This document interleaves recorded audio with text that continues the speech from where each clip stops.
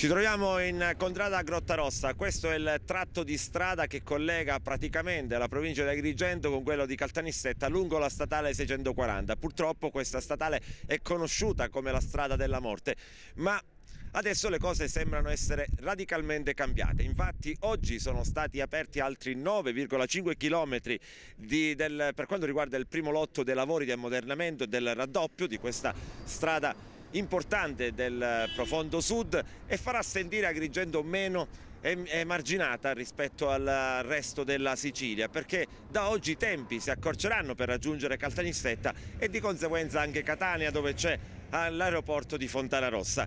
Contemporaneamente oggi è stato dato il via libera al secondo lotto dei lavori che riguarderanno 44,400 km allo svincolo con l'autostrada Palermo-Catania. Stamattina si è tenuta anche una cerimonia abbastanza sobria. Questa strada è la più grande opera pubblica di questo pezzo di sud, di questo pezzo di Sicilia, che penso sia memorabile dall'uomo, cioè in questo pezzo di Sicilia questa strada è la più grande opera pubblica che si ricordi, è figlia di questi 10 anni ultimi.